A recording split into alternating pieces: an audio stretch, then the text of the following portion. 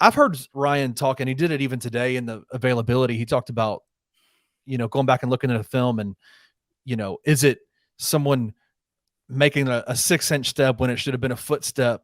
Right. How important, as somebody who doesn't understand that part of it, is it real? Are we still really at that place with this offensive line? Is it really that, like, that level of detail that can ruin a play? Yeah, 100%. Like, I wish we had Gabe on right now to really break this down in detail, because obviously he understands offensive line play at a very high level as someone who did it. But yes, like anything can throw an offensive line off. Like, and this is what the example that I'll put. Like, I say communication and chemistry a lot, because when you're seeing different blitz packages and you're seeing different schemes, a lot of times you're chipping or you're helping. Like, say a guard is helping the center and they're sliding back out if there's a blitzer coming. So that you'll see, like, if you watch interior offensive linemen, you'll see a guard will kind of slide right, help a center, and then slide back over and pick up a blitzer if a blitzer is coming. So, and sometimes if the communication isn't right, maybe that tackle will slide and he's not supposed to. He's supposed to stay. Or vice versa. Maybe a guard will slide and the guard's supposed to stay and the tackle is supposed to slide. So if your communication and your chemistry on the offensive line is off, then that's when you can see pressures come through and run plays get blown up because guys aren't in the right position, or maybe they're not going to the second level when they're supposed to, or maybe they're not comboing when they're supposed to, or maybe they're not pulling or sliding the right way. So as far as just like the precision to play on the offensive line and play as a unit, it's unlike any other position group in football, because you really do have to be completely connected as an offensive line for a play to be effective. So I completely understand. That's why I was saying before you even brought that up about chemistry and communication, because I think that was a lot of the issues. I don't necessarily think it's a talent issue or a size issue or anything like that. I think they just have to get used to playing in game situations together. You've got a player in McCallum Pounders at left tackle who hasn't played a ton of football. You've got a player in Xavier Hill at right tackle who hasn't played a ton of football at this level and has been an interior offensive lineman in his career at LSU. So, like, that stuff, it's going to take a minute. I know they've been practicing. I know they've been together since the spring, but it's just having those in-game situations with live bullets flying and, different blitz packages that you haven't seen before in practice. Like, all these things are what's going to cause issues if there are issues. But if they're able to figure it out and play as one, like, I think they have the size and the talent to be a good offensive line. It's just, can they put it all together from a chemistry standpoint? So what is it that you're going to see? Like, I think the talking point after every year for the last few years has been the O-line needs work. The O-line. And then you mentioned they play a team like Bethune-Cookman and get some pressures that, tackles for losses. This isn't good. And then you break down the very intricate details of what can create what can destroy a play or help a play with the offensive line. What is it that you look for? What is it you're going to be looking for against Arkansas State or against Navy the week after that'll make you go, okay, these guys got it? Because I know we can sit here and say at the very end of the game, okay, they had 0 tackles for losses. There was no QB pressures. There was no sacks. And we go, okay, they played really well. But during the game, what are you looking for? I would say really over the next 2 weeks, because these are games, let's be honest, they should run these two teams out of the stadium as well. Like, no, they're not Bethune-Cookman level bad, but they're not good teams. Like, this is what me and Gabe were talking about 2 weeks ago. And this was like, I got very passionate talking about this, because I think it's absolutely, hands were flying when I was talking about this.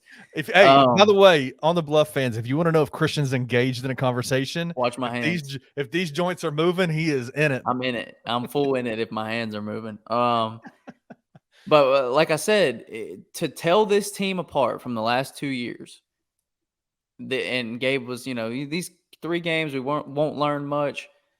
In my opinion, we're going to learn a lot from these games. If they go blow the doors off of the next 2 teams like they did Bethune-Cookman, and they take care of business as they should, 21.5-point favorites against Arkansas State, and I can't imagine it'll be much different against Navy. Navy's terrible, man. Yeah, like, I think they opened the season with Notre Dame. They were like 20.5-point dogs, and they didn't realize how bad Navy was. going into that game, because I guarantee you that's going to change. Ty Lavatai is not a great quarterback. I'll just throw that out there to you. I mean, yeah. But you look at Arkansas State, they just got throttled 70-3 by an Oklahoma team that's not anything special necessarily. I know they have Dylan Gabriel, who's a very good and capable quarterback, but Oklahoma's not competing for a national They're top championship this 25 year. in the country. They're not even Right. really Right. they're not top 10. They're 20. They're not like what we're used to seeing Oklahoma when they had Lincoln Riley or anything like that. Of course. But they just got killed. I Throttled. mean, 73-0, and Butch Jones was clearly not happy after that game. And Clearly, I think everybody but himself under the bus after that game, by the way. right. But I think you'll have people come out this week that are going to be like, man, we're going to see a motivated Arkansas State team after that loss to Oklahoma. Like, it doesn't matter if they're motivated or not. Like, They Memphis still is more, stink. they're more talented than this team, and they should win. They should absolutely win this game. Like I said, it's a 3-touchdown line for a reason. Yeah. So to me, it's about this. I got way off topic on you asking No, what you're we good. need to see from the offensive line, but I think this is where it starts. If they're going to throttle those teams, we're going to have to see an effective run game. Sacks happen, tackles for loss happen. That's not all on the offensive line. You can have a corner coming down, blitzing on a screen, wide receiver miss a block, and that's a tackle for loss. So they call them coverage sacks, right? Right. Like that, yeah. Right. So it's not even necessarily in that. It's just that, can they continue to impose their will up front in these games? Can they continue to have success running the ball in these games? Like, if they're able to impose their will and just push back the defensive fronts over these next 2 weeks, then I will feel better going into Missouri and Boise State and Tulane.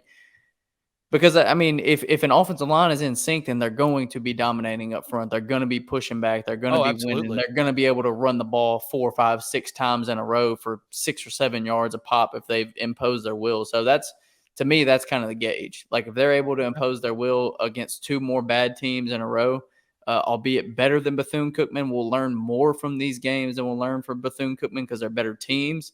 But I think, to me, that's when I'll be like, okay, maybe they do have this figured out.